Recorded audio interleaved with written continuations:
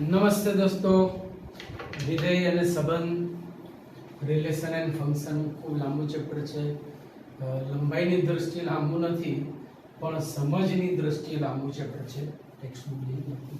સો આપણે લગભગ છેલ્લેથી બીજા ટોપિકમાં છીએ, પ્રતિવિધેય. એના પછીનો છેલ્લો એક ટોપિક છે દ્વિક ક્રિયાઓ. લગભગ આજે ચાલુ થઈ જશે. થોડાક દાખલાઓ આપણે જે પ્રતિવિધેયના કે સંયોજિત વિધેયના બાકી છે એ પૂરા કરીને, અને કાલે એક વિસ્મયને થોડો પ્રશ્ન હતો, એનું સોલ્યુશન લાવી દીધું છે. પછી કોઈનો ફોન કે મેસેજ આવ્યો નથી, એટલે આજે આપણા ટોપિકમાં આપણે આગળ ચાલીએ છીએ. લગભગ આશા રાખું છું બધા હોમવર્ક જોડે જોડે કરતા હશે, અને કરજો જ. આ તમારા માટે બહુ જ અગત્યની વસ્તુ છે.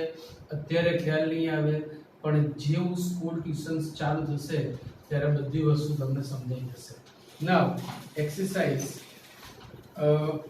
1.3 માં છીએ આપણે, અને એમાં આપણે કાલે 9મા દાખલા સુધી ચલાવ્યું હતું. હવે જે 10મો દાખલો છે એ થિયરી પ્રકારનો છે. ક્વેશ્ચન કી આવો છે કે late f from x to y be an invertible function. f એ એવું વિધેય છે કે જેને પ્રતિવિધેય મળે છે. so that બતાવો કે f ને અનન્ય પ્રતિવિધેય છે. બતાવો કે f ને અનન્ય પ્રતિવિધેય છે. આ ગુજરાત બોર્ડની બુકમાં થિયરી છે. f from x to y એ વ્યસ્ત સંપન્ન છે, તો બતાવો કે તેને અનન્ય પ્રતિવિધેય મળે. અનિષ્ટાપતિની રીતથી આપણે આ દાખલો કરીશું. આપણે એવી રીતે સાબિત કરીશું કે પહેલા ધારેલી એ છે કે ધારો કે f ને બે પ્રતિવિધેય મળે છે, અને પછી છેલ્લે જઈને કીધું ઓહો અમારી ધારણા ખોટી છે, આ બંને તો એકના એક જ છે, એટલે કે વિધેયને એક જ પ્રતિવિધેય મળે છે. તો ધારો કે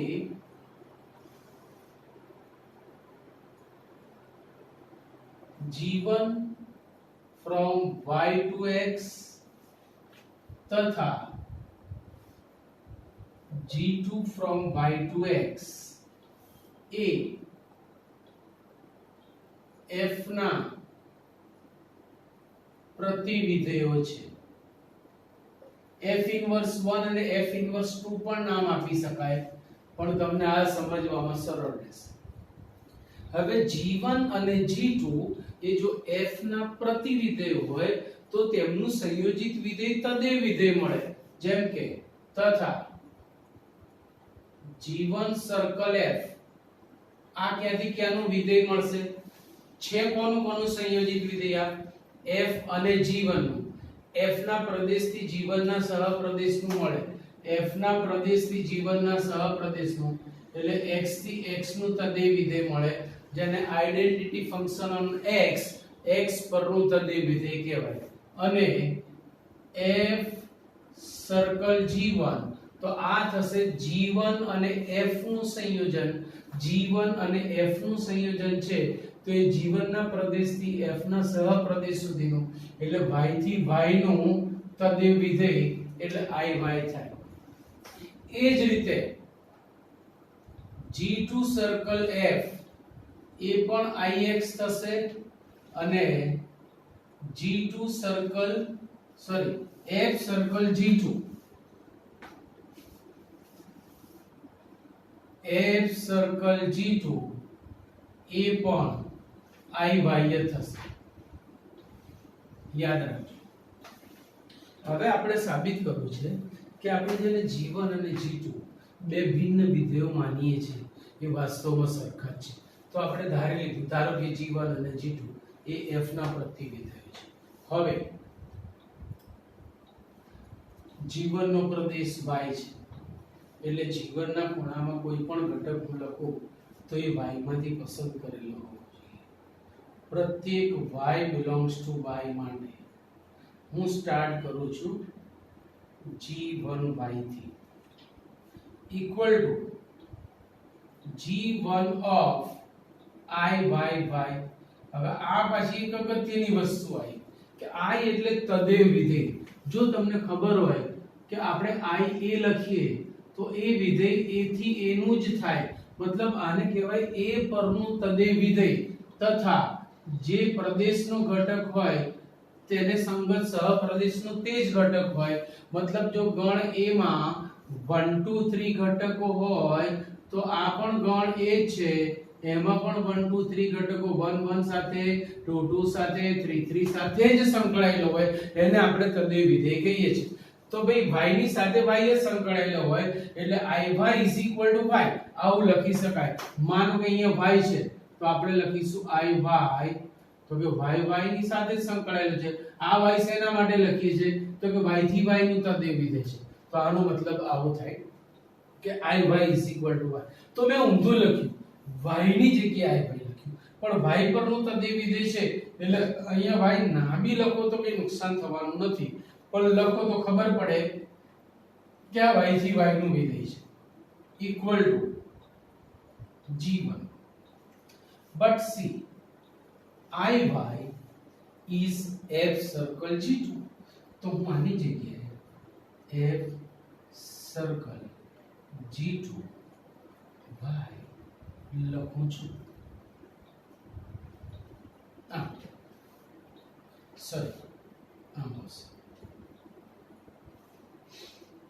હવે જૂથના નિયમ પ્રમાણે હું અહીંયાથી આને છૂટું પાડવા માંગુ છું. g1 of f of g2y equal to g1 circle f of g2y, but g1 circle f is ix, so equal to અહીંયા લઈએ equal to ix એટલે કે તદેવ વિધેય of g2y equal to I circle g2 of y. by I circle g2 નો તદેવ વિધેય સાથેનો સંયોજન એટલે g2 પોતે જ બને.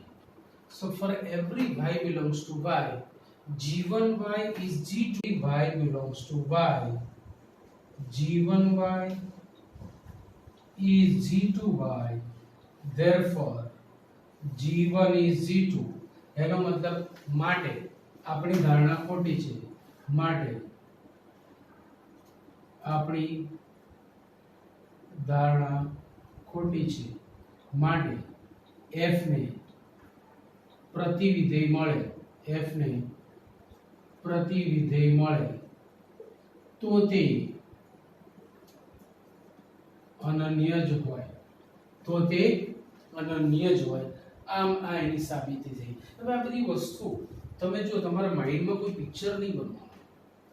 કેમ તો કે હજી તમે બધા ન્યુ બોર્ન બેબી છો. આ ચેપ્ટરમાં સ્વાભાવિક છે કે ન્યુ બોર્ન બેબી છો એટલે તરત આ બધું કંઈ પછી જવાનું નથી. આને બચાવવા માટે તમારે દોડ કરવી પડશે આ ટોપિકમાં, અહીંથી ત્યાં ત્યાંથી ત્યાં કેટલી વખત રિવિઝન. કારણ કે આટલા સ્ટેપ લખવા માટે પણ તમે સીધે સીધું લખ કરશો એમ નહીં ચાલે, થોડું સમજવું પડશે કે ક્યાંથી ક્યાંનું વિધેય છે. તો આ દાખલામાં કોઈ દાખલામાં દમ નથી, પણ થોડું ગુચ્છમ ભર્યું ચેપ્ટર છે, સમજ વધારે માંગી લે, અન્ડરસ્ટેન્ડિંગ વાળું છે. અને માટે જ કેટલીક વખત તમને એવું થાય કે આ તો આનું આ છે તો એ સર આમ લખ્યું, પણ ભાઈ એવું થતું હોય એટલે આપણે લખીએ છીએ.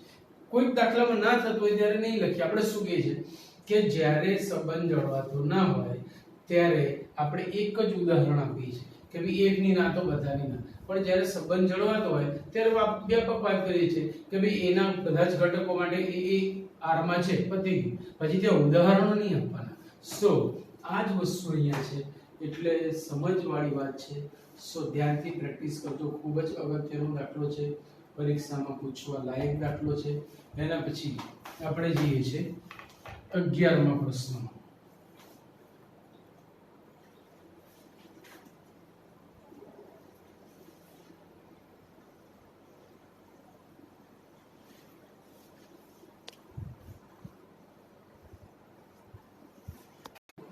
આ ગણથી આ ગણનું વિધેય છે. તદુપરાંત f1 is a, f2 is b, f3 is c છે. તો સાબિત કરો કે પરિણામ આવું છે, પ્રતિનું પ્રતિવિધેય એટલે વિધેય પોતે જ છે, એવું આપણે સાબિત કરવું છે. ભાઈ કોઈ પણ વિધેયને પ્રતિવિધેય ક્યારે મળે? તો ઊંઘમાંથી ઉઠાડે કે ઉઠાડીને ઊંઘાડી દે, જવાબ આપણો એનો એ જ રહેવાનો કે ભાઈ એકીક અને વ્યાપ્ત હોય તો જ પ્રતિવિધેય મળે. તો અહીંયા આપણે આને આપણી સમજ માટે બે રીતે જોઈએ. એક વેન આકૃતિથી પણ જોઈએ છે. રીત સહ તો લખવાનું છે જ આપણે. આ છે ગણ 1 2 3, આ છે ગણ a b c. ચલો f1 is a એટલે 1 a સાથે સંકળાયેલો છે, f2 is b 2 a b સાથે, and f3 is c 3 a c સાથે સંકળાયેલો છે. તો જો મારે આ વિધેયને ગણ સ્વરૂપે લખવું હોય તો હું આમ લખી શકું 1a 2b and 3c. અહીં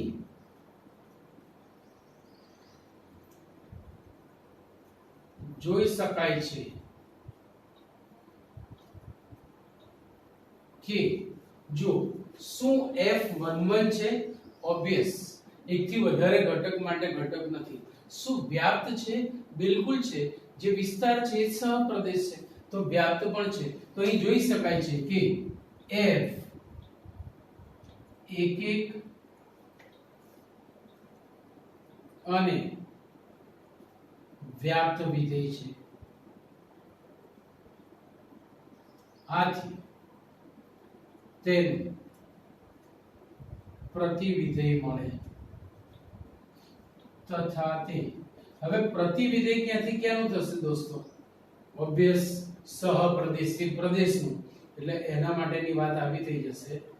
a b c 2 1 2 3 અને f इनवर्स होगा, આના ઘટકો બદલાઈ જશે. આમ જાઓ ભાઈ, a કોની સાથે સંકળાયેલો છે? 1 સાથે, b 2 સાથે, c 3 સાથે. વાર્તા પૂરી. હવે મારે આ વિધેયની ચર્ચા કરવી છે. હવે આપણા માટે આ વિધેય થઈ ગયું. હવે મારે આનું ફરીથી પ્રતિવિધેય લખવું છે. વળી f ઇનવર્સ પણ એક એક અને વ્યાપ્ત છે. જોઈ લો, તમે ઊંધી દિશામાં વિચારો. આથી તેનું પ્રતિવિધેય મળે. આથી તેનું પણ પ્રતિવિધેય મળે તથા તે. હવે તેનું પ્રતિવિધેય તો કે f ઇનવર્સ નું પ્રતિવિધેય એ ક્યાંથી ક્યાંનું થશે? તો કે ભાઈ f ઇનવર્સ ના સહપ્રદેશથી પ્રદેશનું. मतलब ये होगा from 1 to 3 to a b c. અને એના ઘટકો કયા થશે? તો કે જે f ઇનવર્સ ના ઘટકો છે એના ક્રમ બદલવાથી એના સહપ્રદેશથી પ્રદેશના ઘટકો, मतलब 1a 2b and 3c. તો આ તો બીજું કશું જ નહીં પણ આપણું વિધેય f પોતે છે. માટે સાબિત થાય છે કે પ્રતિનું પ્રતિવિધેય એટલે મૂળ વિધેય પોતે જ. Inverse of f inverse means f itself. વિધેય પોતે જ થાય. યાદ રાખજો બરાબર દોસ્તો. ચલો એના પછી 12મો દાખલો થિયરી બેઝ છે. That means f inverse inverse એ આપણે સ્વીકૃત પરિણામમાં લઈ લો. સાબિત કરવાની કોઈ જરૂર નથી, અથવા કરશો તો એના માટેનું આ ઉદાહરણ છે. જો ફાવે તો પ્રયત્ન કરજો આવી રીતે, અન્યથા હું તમને સાબિત કરાવીશ. પણ પૂછાવાના ચાન્સીસ ઓછા છે, છતાં એવું નથી કહેતો કે ના પૂછાય. બરાબર. એના પછી 13મી દાખલી. 13મી દાખલી આઈ થિંક થઈ ગયેલી છે. અને 14મો દાખલો હું તમને હોમવર્કમાં આપું છું. 14મો દાખલો આપું છું તમને હોમવર્કમાં. સો આજે આપણે ચાલુ કરવા જઈ રહ્યા છે દ્વિક ક્રિયાઓ. આજે આપણે ચાલુ કરવા જઈ રહ્યા છે દ્વિક ક્રિયાઓ, જે આ ટેક્સ્ટ બુકનો એટલે કે આ ચેપ્ટરનો આપણો છેલ્લો ટોપિક છે, દ્વિક ક્રિયાઓ.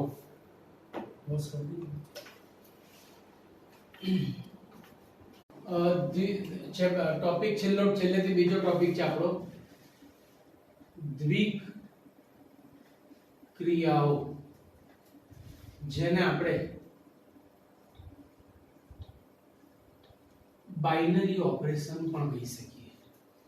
દ્વિક ક્રિયાઓ અથવા બાઇનરી ઓપરેશન. એકચ્યુઅલી દ્વિક શબ્દ ઉપરથી થોડોક અંદાજ આવી જાય કે બે ઘટકો વચ્ચેની આ ક્રિયા હશે.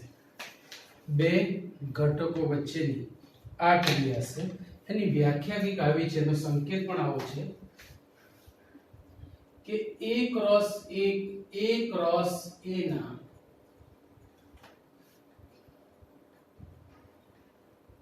પ્રત્યેક ઘટકને સંગત A માં અનન્ય ઘટક આપતા સંબંધને A પરની દ્વિક ક્રિયા કહે છે.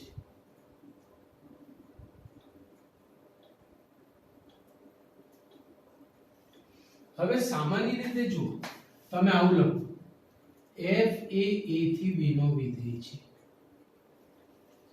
તો અહીંયા આને આપણે પ્રદેશ કહીએ છીએ અને આને સહપ્રદેશ કહીએ છીએ. તો f ના ખૂણામાં આપણે સામાન્ય રીતે પ્રદેશનો ઘટક લખીએ અને એનું મૂલ્ય મળે y, એટલે કે સહપ્રદેશનો ઘટક. હવે એવું બને કે આપણી પાસે જ્યારે પ્રદેશ ક્રમયુક્ત જોડ હોય ત્યારે આપણે આમ લખીએ છીએ f a b is equal to અહીંયા કંઈક કોઈ ઘટક, આ અહીંયાનો ઘટક છે અને આ અહીંયાનો ઘટક છે. તો ભાઈ હવે એમ સમજી લો કે f ના સ્થાને આપણી પાસે સ્ટાર છે. તો હવે અહીંયાનો મતલબ એવો થયો કે there is a relation between a and b. તો આને તમે a f b equal to c આમ લખો ને તો એક નવી રીત થઈ. એ જ રીત આ લોકોએ ડેવલપ કરી છે, એને આપણે એમ કીધું છે star from a cross a to a ને a પરની દ્વિક ક્રિયા કહે છે. જો હું લખું star from n cross n to n તો તેને કહેવાય n પરની દ્વિક ક્રિયા. જો હું આમ લખું star from z cross z to z તો તેને કહેવાય z પરની દ્વિક ક્રિયા. જો હું આમ લખું star from r cross r to r તો એને કહેવાય r પરની દ્વિક ક્રિયા. હવે કોઈને પ્રશ્ન થાય કે star from n cross n to z હોય તો એવું આપણા કોર્સમાં નથી, star from n cross z to r હોય તો એવું આપણા કોર્સમાં નથી. મતલબ બધે એકને એક જ ગણવાય, n cross n to n, z cross z to z, r cross r to r. આ આપણા કોર્સની વાત થઈ, બરાબર છે. સો એ પ્રશ્ન જો મગજમાં હોય તો કાઢી નાખજો. હવે આ વિધેય f ની જગ્યાએ આવ્યું અહીંયા ક્રમયુક્ત જોડ, તો સ્ટાર ab ના બદલે આપણે આમ લખીશું અને પ્રત્યેક ab belongs to a cross b માટે તે a સ્ટાર b લખાય. આ એનો સંકેત થયો. આમ afb fab ના બદલે. So it is a new style. આ વિધેય લખવાની એક નવી પદ્ધતિ થઈ. હવે ઘણી બધી જગ્યાએ આને દ્વિક ક્રિયા એટલે બે ઘટકો વચ્ચેની દ્વિક ક્રિયા, a અને b વચ્ચેની જ દ્વિક ક્રિયા, બે જ ઘટકો માટેની વાત, અન્ય કોઈ ત્રીજો ઘટક આમાં એન્ટર થશે નહીં. એટલે હંમેશા બે ઘટક લાવવા માટે દ્વિક ક્રિયામાં પ્રદેશ કાર્ટેશિય ગુણાકાર જ હશે. હંમેશા દ્વિક ક્રિયા લાવવા માટે પ્રદેશ કાર્ટેશિય ગુણાકાર જ હશે, યાદ રાખજો. રાઈટ? ચલો હવે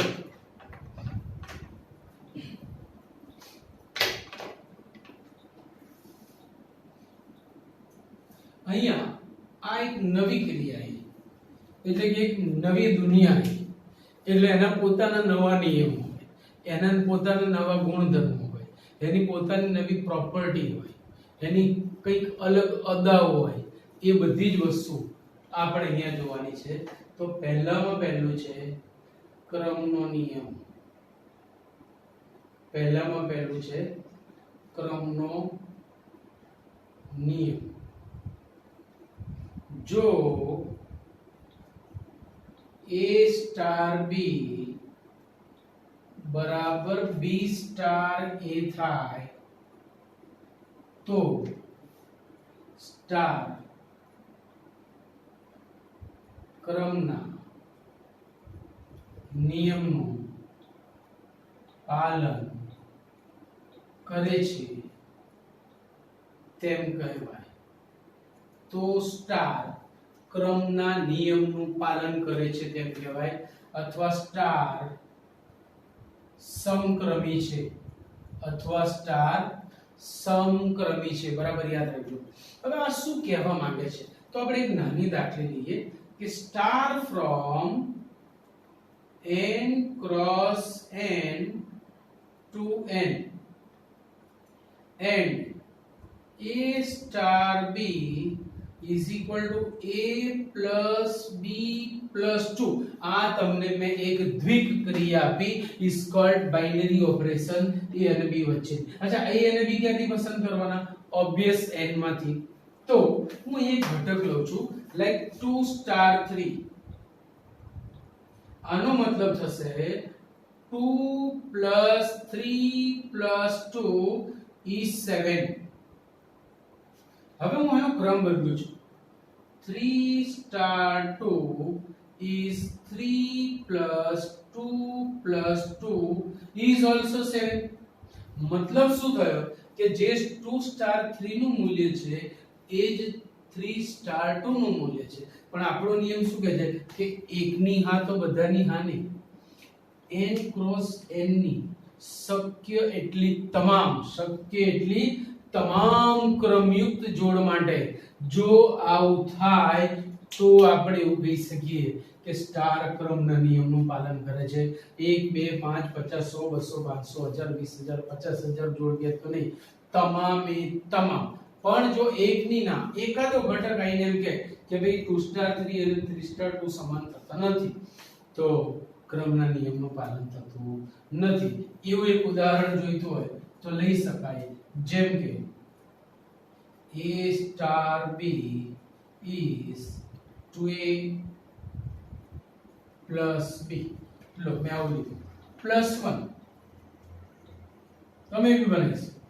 હવે ધારો કે મેં 2 સ્ટાર 3 લીધું તો જો 2 into 2 plus 3 plus 1 2 2 4 ને 3 7 ને 1 8. હવે હું લઉં છું 3 star 2 3 star 2 3 into 2 plus 2 plus 1 3 દુ 6 અને 2 8 ને 1 9. શું બંને સમાન છે? તો હા, in this particular situation, in this relation, in this definition, star is not commutative. Star એ સમક્રમી નથી. તો આપણે ચકાસવાનું છે કે ભાઈ A સ્ટાર B અને B સ્ટાર A શું બધા કેસમાં સમાન થાય છે? અગર તેઓ બધા કેસમાં સમાન થઈ રહ્યા છે તો જ આપણે કહીશું કે સ્ટાર સમક્રમી છે અથવા ક્રમના નિયમનું પાલન કરે છે. સ્ટાર સમક્રમી છે અથવા ક્રમના નિયમનું પાલન કરે છે. આ જસ્ટ મેં તમને ઉદાહરણ આપ્યું. તો પહેલો નિયમ કે જો A સ્ટાર B બરાબર B સ્ટાર A થાય તો સ્ટાર ક્રમના નિયમનું પાલન કરે છે તેમ કહેવાય. બીજો નિયમ જૂથનો નિયમ.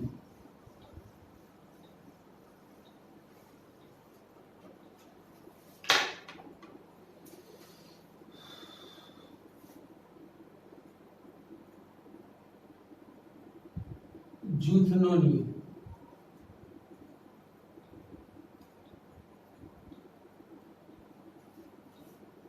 જો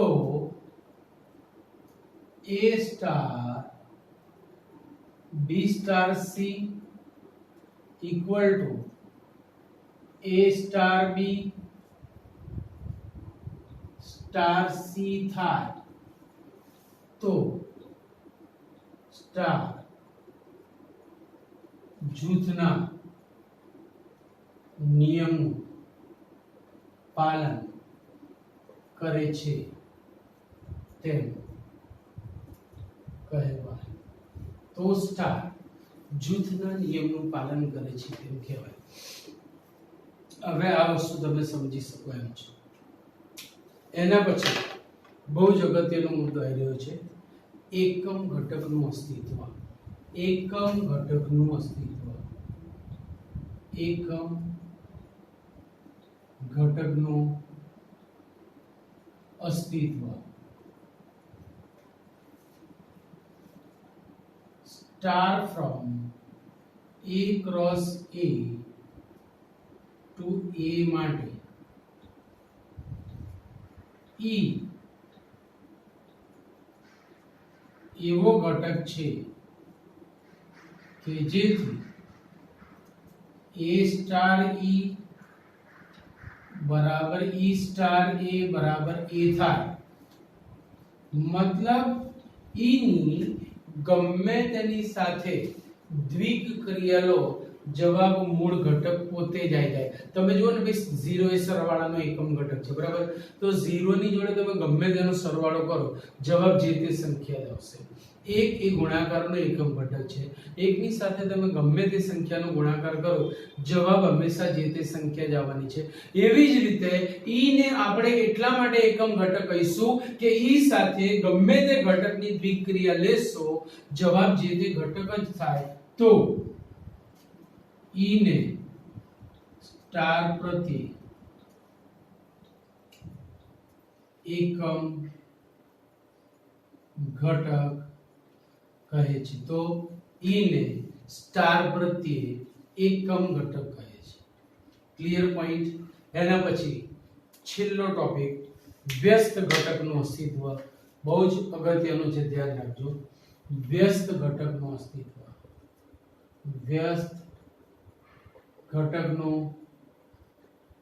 અસ્તિત્વ. Star from A cross A to A માટે કોઈ ઘટક A માટે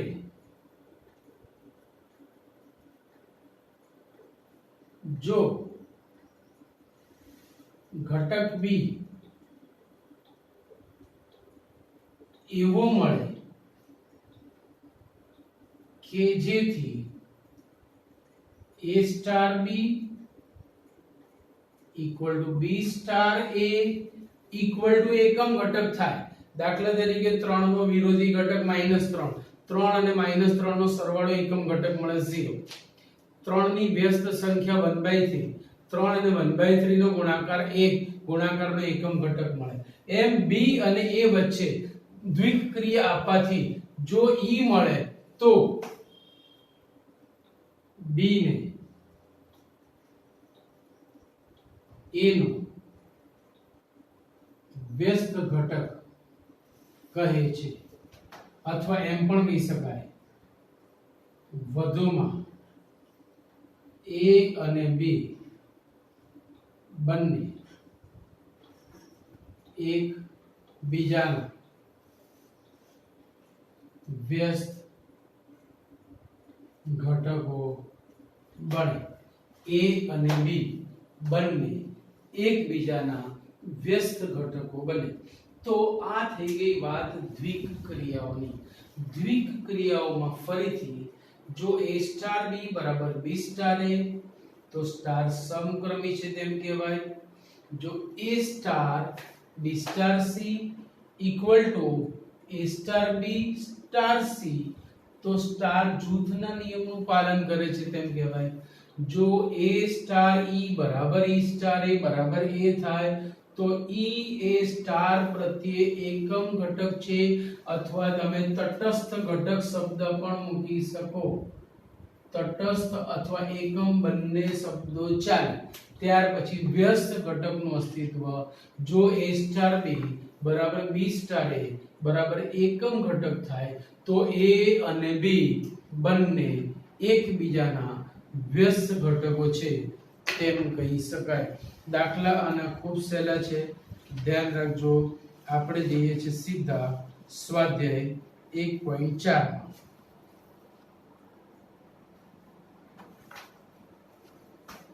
exercise 1.4 determine whether or not each the definition of star given below is binary operation given justify for this.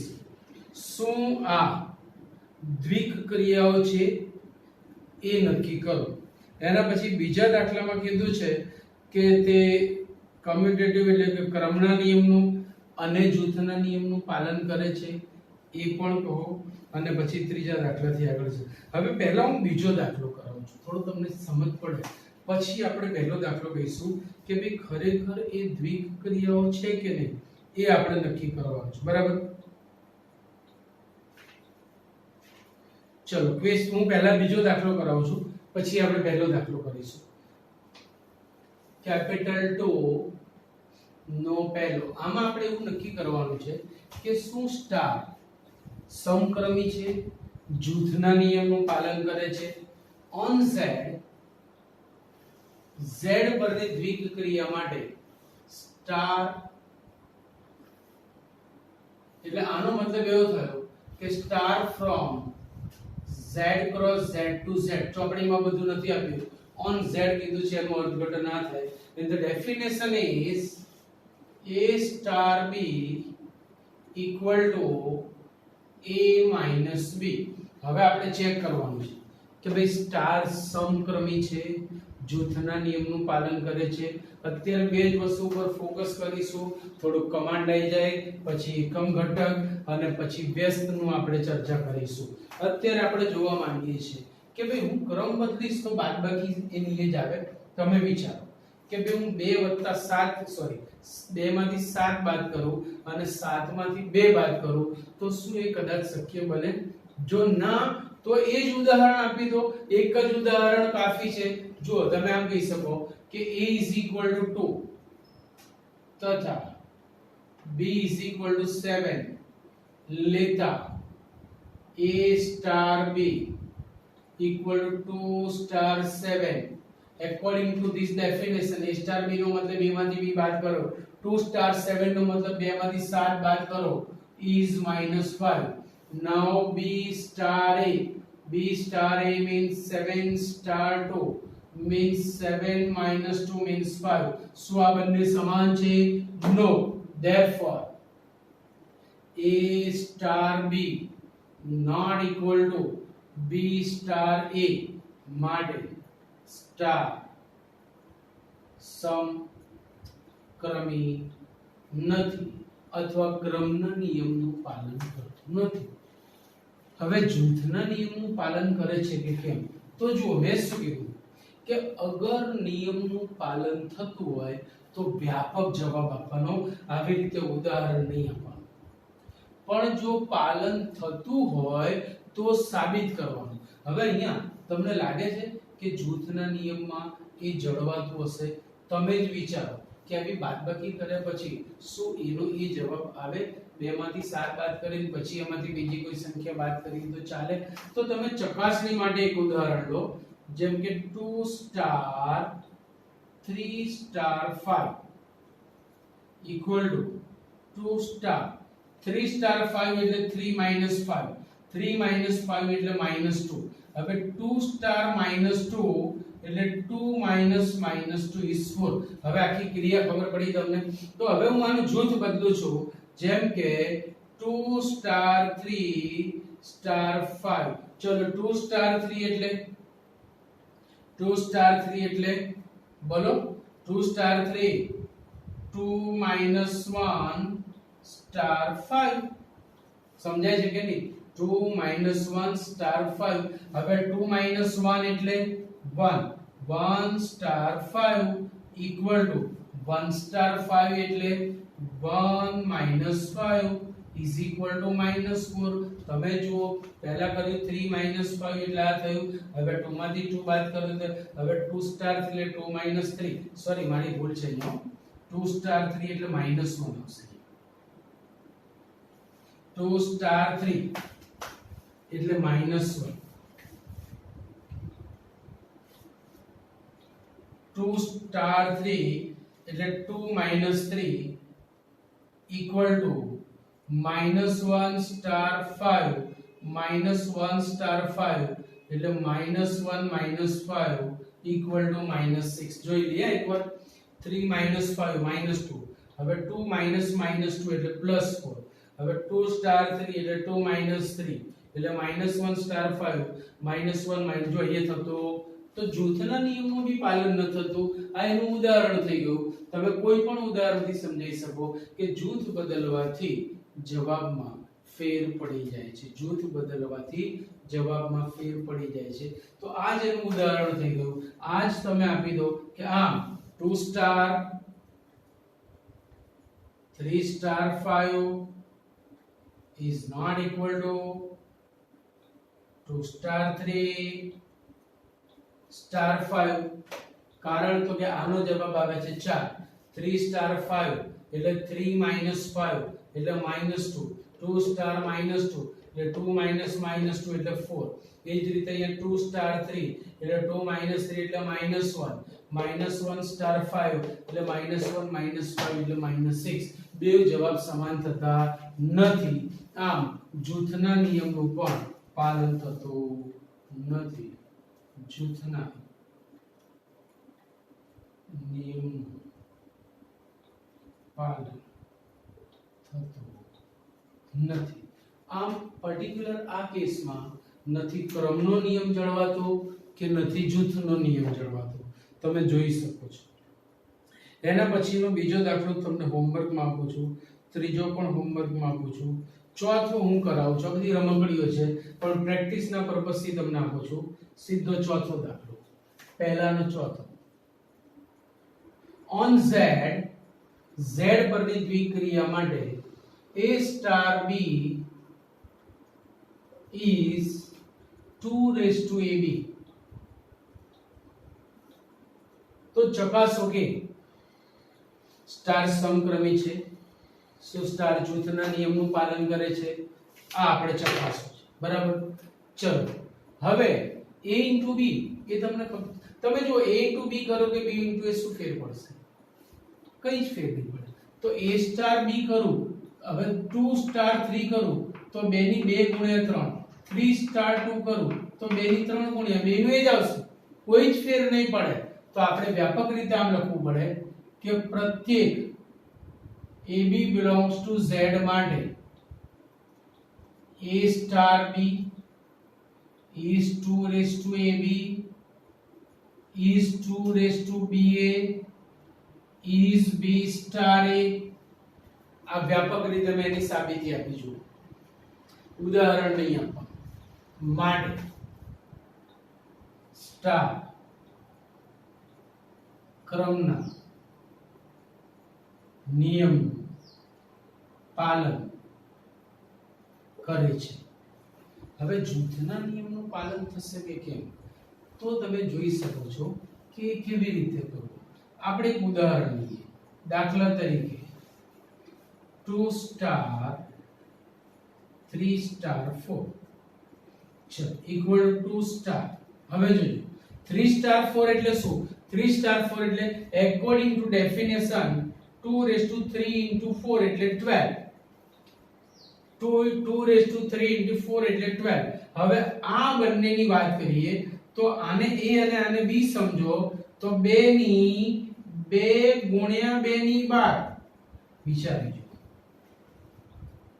તથા હવે જૂથ બદલો 2 સ્ટાર 3 સ્ટાર 4 ઇક્વલ ટુ ચલો 2 star 3 એટલે 2 raised to 2 into 3 6 star 4 equal to હવે આ બંને વચ્ચેની દ્વિક્રિયા આને આને a અને આને b સમજો તો 2 ની ઘાતમાં a into b how it is possible tell me આ થશે 2 raised to 13 હવે આ છે 2 ની 2 ઘાત એટલે આ થશે 2 ની 8 મતલબ બેઉ સમાન થશે નહીં તો આ જ એનું ઉદાહરણ થઈ ગયું આથી તમે કહી શકો કે 2 star 3 star 4 is not equal to 2 star 3 star 4 માટે જૂથના નિયમનું પાલન થતું નથી જૂથના નિયમનું પાલન થતું નથી બોલો ક્લિયર પોઈન્ટ તો એના પછી પાંચમો અને છઠ્ઠો આ બે દાખલા પણ હું તમને પ્રેક્ટિસના પર્પઝથી હોમવર્કમાં આપું છું, એટલે આવતીકાલે આપણે આ સ્વાધ્યાય પૂરું કરીશું. પછી લગભગ એમ સમજો કે આપણી પાસે છેલ્લી જ એક્સરસાઇઝ બાકી રહેશે, મિસસેલેનિયસ એટલે કે પ્રકીર્ણ, જેના અમુક દાખલા બહુ સારા છે. એટલે હજી આપણી પાસે ગુરુ શુક્ર શનિ છે. લગભગ આ વીકમાં આ આપણું ચેપ્ટર પૂરું થઈ જશે અને સોમવારથી આપણે બીજું ચેપ્ટર એટલે કે ત્રિકોણમિતિય પ્રતિવિધેય અને પછી બહુ મજાની વાતો ચાલુ થશે. બહુ ઇન્ટરેસ્ટિંગ ચેપ્ટરો છે. જે કંઈ ખીચડો હતો એ આ ચેપ્ટર હતું. બરાબર, તો આજે અહીંયા સુધી રાખીએ છીએ. આટલા દાખલા હોમવર્કમાં કરજો. કાલે આ ટાઈમે ફરીથી મળીએ છીએ. Okay, C you.